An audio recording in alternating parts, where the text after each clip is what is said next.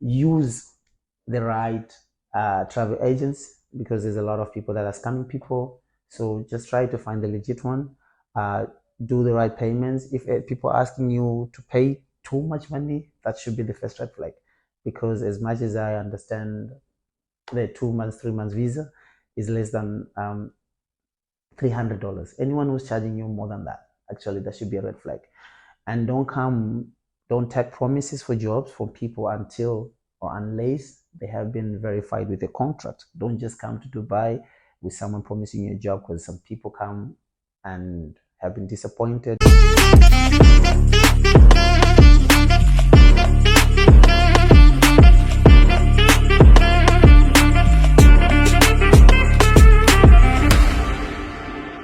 Hi guys, welcome to the Nabs of Life UAE. And for those who are new here, please make sure you like, share, and subscribe. Well, guys, today's journey took us to Sports City, where we met a guy that was giving Zimbabwe in the most amazing way. He taught me that you don't have to have enough to start giving. Let's listen to his story. So my name is Kevin, and Kevin Samuel, and I'm from Zimbabwe. But I've lived in South Africa for the longest of time. Uh, so my journey in Zimbabwe, things a little bit, most of the people that are very knowledgeable about the situation back home, economic wise, things just were not that good. So I decided to go to South Africa and move to Cape Town, because I really needed to do something about my life and my future, and also to make sure that I was creating an environment where I could be able to help out with my sisters, because my parents had passed away like uh, 5, 6, 7 years ago, the previous 7 years ago. So I moved to South Africa, Cape Town. So when I moved to South Africa, Cape Town, the interesting part, I didn't even have a passport. So I was one of those those guys that actually had to jump the border, and it was really a scary experience. But obviously, I was determined to make it in South Africa. So I went straight to Cape Town, and of course, the first few months wasn't easy. Like, I was changing from one menial job to another. I've done it all. I've been digging trenches. I've been digging tars. I had been doing gardening. I worked in some crazy conditions, freezing conditions, hot conditions. I've done it all. I've seen it all. But my breakthrough came in 2017 September, when I met this other lady. I was working at one of these construction sites, and obviously, as you were talking, she felt like, I could be better placed in a different environment, doing different things. And she felt that my skill set, my experience, my background could actually be used in a different area. So she introduced me to the hospitality industry. And interestingly, my first job in hospitality industry was as an assistant manager for this other outlet. That lady, God bless her, her name was Jessie, and she actually placed me there. And so hospitality is everything that I've done and known when I was in Cape Town, and I've done it all from waiter to management. I've also done admin. I've done it all in Cape Town until 2013, when I felt I needed a different challenge or a different area altogether. So I decided to move. My first experience in the GCC to Qatar, which turned out to be somewhat very horrible. I stayed in Doha for 6 months, and everything was not what I expected, because they made a lot of promises, which turned out to be totally different, and I wasn't happy. And 6 months down the line, I was back on my flight back to Cape Town, because I felt like I was better off in Cape Town. So I moved to Cape Town, told myself I'll never come back to the GCC and like Middle East. That was for me, no more GCC. And then fast forward to 2017. So I was in Cape Town. I also went back again into hospitality, worked for different hotels, different restaurants, and I was doing relatively well. But like I said, I was someone who always believed that I wanted more from life, and life owed me a lot. So I wasn't gonna sit back and feel like in a place where I feel that what I wanted from life I wasn't gonna achieve. So 2017, I decided to go to the United States of America. I moved to North Carolina. I stayed there for close to 8 months. Uh, a very interesting also experience because I get to learn a lot about life, different people. It opened up my perspective on how I see life, and I learned a lot. I learned a lot, and also the fact that also when I went to North Carolina, my best friend was there, so it made actually my transition from Cape Town to North Carolina very easy. But then one of my old friends, someone that I met in Cape Town in 2009, while I was doing hospitality, had an opportunity here in Dubai, and he needed someone to be an account manager that is in corporate services. So yeah, he was like, "What are you getting in the US?" And I'm like, "I told him how much I was getting in the US." I'm like, "Okay, how about I miss that, and I also get to provide you free accommodation, get to pay your bills." So for me, it was a no-brainer considering the flexibility of Dubai, UAE in general, that I could travel back and forth. I can go home anytime I want to go, and it's relatively cheap as compared to traveling from the US to go home to South Africa to see my daughter. So it was an easy decision for me to move from the USA to come to UAE. And my story coming to UAE is not like the story that others have, where they have to come on a visit visa, have to tarmac, have to do that. But like I said, there's always something to it. But for me, it was an easy breeze. My my first time here, I stayed in a hotel. The company was paying for the hotel. I stayed in everything was catered for. I had one of the best jobs I could probably ask for. I had so much time on my hands. I actually was working 90% of the time from home. I get to meet some interesting connections. I was in places and offices that I never dreamt at some point that I will be in. But I've got to meet some big people, royalty, CEOs, managers, business owners, and I made some very good contacts, which some of them I've carried them with me, and some of them, of course, because of some time and differences, maybe I've lost. But I still am very much grateful for the opportunities and the people that I met during my time working for this guy. So that was in 2018. Then 2000, COVID happened.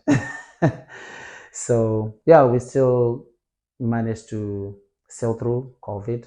Interestingly, I was one of the few people during COVID who actually got a pay rise. So yeah, I was one of those best people. I actually got a salary hike during COVID times, and I wasn't working. And I think, if I'm not mistaken, June and July, I think I got two salaries for both months, like mid-month and month, because that's how much the guy cared for my welfare, how much. Like I said, I know there's so many stories about some unscrupulous employees here, or employees that really don't care. But there are some companies in Dubai that really care about their people, that really wants to see that their employees are taken care of, they're happy, they're very comfortable. And I was one of the few blessed, but I believe that there are many out there who are also very in that position where you work for some employees that really can take care of you. But then COVID happened.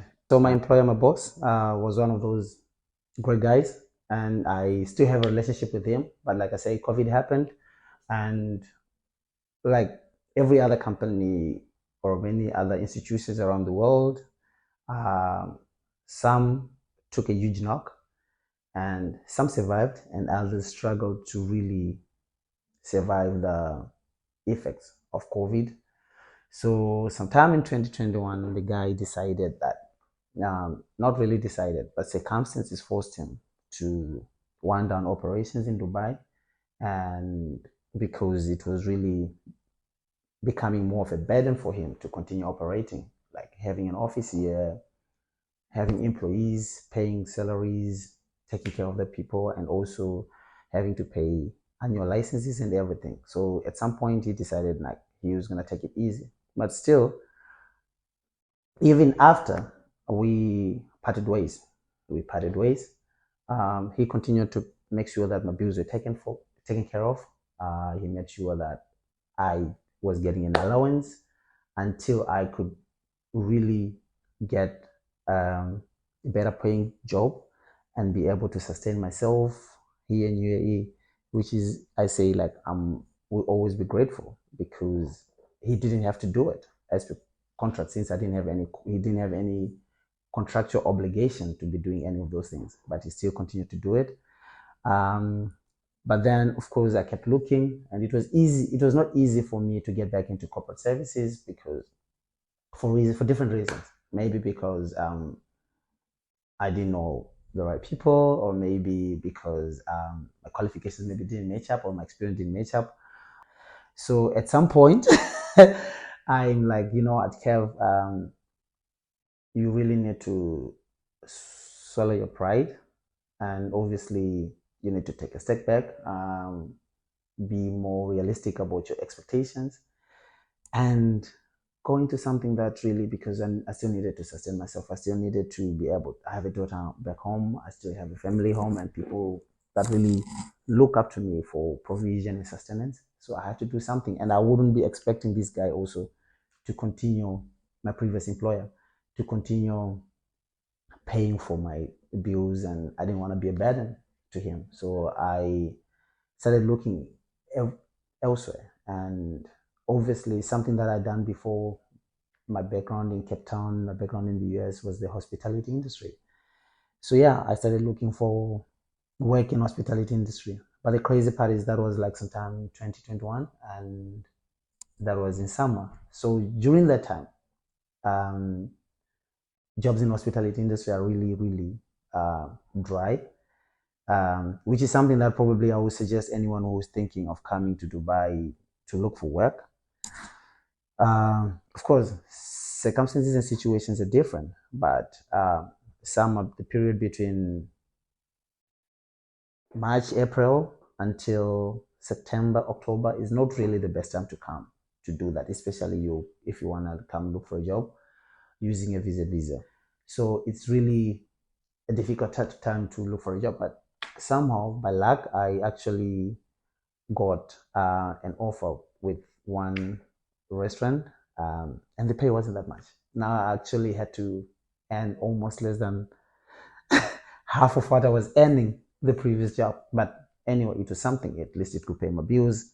At least I could manage to take care. Of course, it was a huge shift for me, and it wasn't easy now because you have this lifestyle that you're living, you have these bills that you have to pay. Like the previous 3-4 years, I've been living comfortably. I had this apartment, and now for me, I'm telling myself, Kevin, I'm not gonna leave this apartment. I'm not gonna move into a bed space. Thank God I haven't lived in a bed space or a partition. So, but I'm telling myself I'm not gonna do that. So the next 5-6 months was really a testing time for me in terms of budgeting, which is something that I was really not good at. But like I say, sometimes situations teach you to do some skills that you didn't know that you had in you. So I managed to somehow sustain myself, still managed to pay my bills, still managed to send my home. I could still eat. And even at that point, I managed to take care because I brought some of my golden boys, which is like young men back from SA, from Zim, who have just left school, looking for an opportunity or a change to change their lives. And I brought quite a number of guys here. And I also managed to bring a lot of boys here, still managed to take care and managed to get them sorted in terms of work. And I'm proud to say almost 80-90% of them are doing really, really well in Dubai. Of course, you have one or two people that sometimes don't have enough patience, and or maybe have too much expectations of what Dubai is all about, or some of them don't have the humility to say, okay, let me do this one now until I get to a position where I do what I want or what I love or what I deserve. So some have gone back home, but all those who have stayed and they've stuck it out are doing really well, and I'm proud to say they're really, really doing well. So it's also one of my biggest achievements, something that I'm really proud that I've managed to done, because I think I've by head count, I think I'm on 12th or 14th, if I'm not mistaken. So I still managed to do that, even when things were not okay for me. So I still thank God for that, that even at my lowest, I still managed to survive. I still managed, my data never lagged. And I think her lifestyle never changed, because I still managed to send the same amount even more than I used to send when I was working in that other company before. But of course, because of patience, and also because, like I said, I always want more from life. So I still applied for different places, different areas. And then, yeah, I got this other opportunity, which was a better salary, better position, more responsibilities. So it was an easy move for me. And I've been with those guys for the past almost now, I think I'm on almost 10 months. And I'm happy. And I can say Dubai have really been very good to me. I've managed to move from Sharjah, where I was staying before. Now I'm staying in Sports City. I love the place. It's very convenient, close to work. Now, and also last year I managed also to get myself a car, which actually makes my mobility easier. And in general, I would like to say coming to UAE has been not just been an experience, but also a learning phase for me. I have grown um, in leaps. I think the man that I was 5 years, 6 years ago, and the man that I am are totally different. And I've learned how to survive even with the little thing that you have, and also to appreciate um, the high moments, the moments where everything is good more, because it taught me that it can be taken away. So Dubai, for me, I love everything about Dubai. Dubai is probably, like I said, I've traveled. I've done a lot of places in Africa. I've been in South America. I've done the US. I've been in different cities in the US. Dubai, for me, there's this element of peace, and you feel safe and secure everywhere you go, anywhere you go, no matter what time or wherever you are, you just feel safe. I've, on so many occasions, left my wallet in a taxi, sometimes in a public bus, and you call the RTA guys, the lost and found, and still manage to get your wallet intact. All the money in there, all your documentation, all your papers, everything, you find it in there. So for me, the highlight is the safety, the security, but also because Dubai, because of its location and also because of the opportunities that it offers, has attracted a lot of people from different countries. So it's a place where you can meet literally everyone from every place in the world. There are some countries that I only know that now that are in existence, because I've met the people here in Dubai, and I've met some very interesting personalities, some different characters, and those people also have shaped me to grow.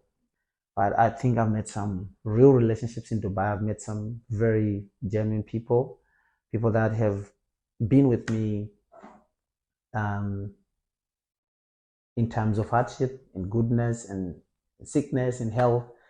People that have stuck it out with me, and I'm saying, and it's probably people from different nationalities. We have Kenyans, we have Nigerians, we have Ghanaians, and also managed to change my perspective of some nationalities, because back home, like for instance, we have this negative perception of Nigerians, but I've managed to meet up some Nigerians here that are really hardworking, humble, uh, honest, um, do everything like above board, and really pushing their hustle. So my advice for someone who's coming to Dubai is be realistic about your expectations about Dubai. Research, do your research, ask a lot of questions, ask a lot of people who are here, who have been living here, ask a lot of questions, and be open to learn, unlearn, relearn, because everything you know about Africa and what Dubai is all about is totally different. Here, sometimes you have to take away your certificates or your diplomas, your degrees, and put it aside and do some jobs that you probably would never have thought that you have to do.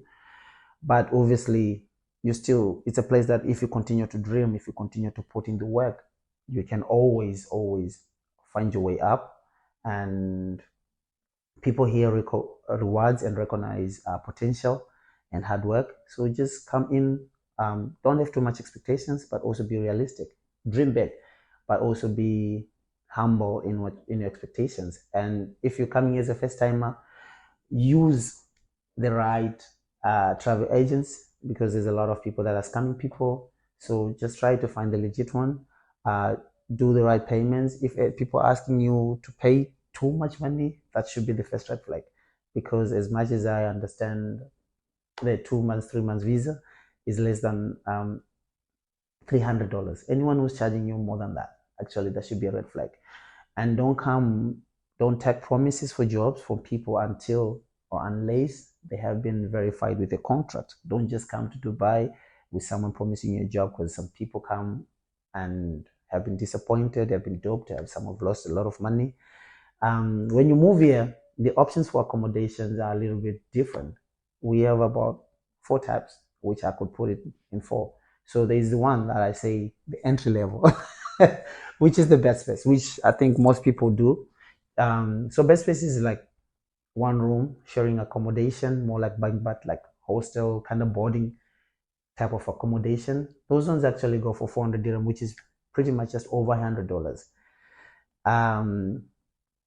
There you get to, the advantage of staying in a bed space is that you get to meet a lot of people that just arrived, people that are looking for a job, or people that are also working. So you can get all the information, all the help that you can get. You can get people to take you to places. Every other person you can take along if someone is being invited for an interview. So you can take along, you go with them. You never know what happens. And then you can also do partition, which is pretty much a little bit of an upgrade from the best space, which is now you probably have a room and then your sharing is divided with 2 people. A little bit expensive price here, which I wouldn't really advise for someone who's just coming in to take, unless you really have your finances really solid enough to take care of you for those 2-3 months.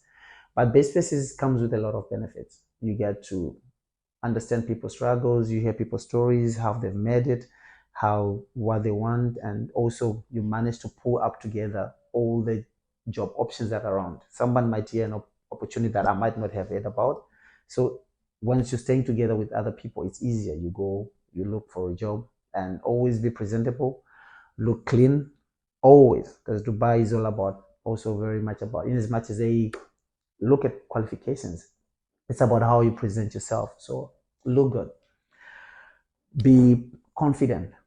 If you have an interview, just go sell yourself. You have to sell yourself, tell your story in the best possible way, in a way that even if you're a product, would you pick yourself? That is always what I tell to myself. Like, if you're a product, would you pick yourself from the shelf? So do that. The way you pick yourself, how you look at yourself. Let other people look at you the same way. And I say Dubai is a land of endless opportunities. And for some, they come to make it as a step to go to greener pastures, to Europe and everything, which is a good thing. But I've also met people who have come and have made Dubai their home, and they're doing well. Trust me, there's a lot of Africans that are really doing well, that I really look up to and I'm learning from.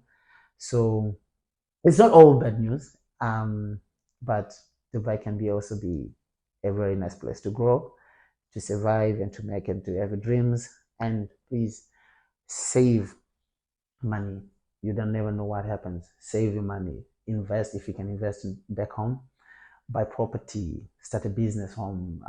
Do something. Put your money in trust funds, bonds, whatever you could do. But save and invest. And yeah, thank you. Thank you guys so much for watching. Please make sure you leave a comment, and if you'd like to share your story with us, you can email us on our email down below. Thank you again, guys. I'll see you on our next episode. Bye.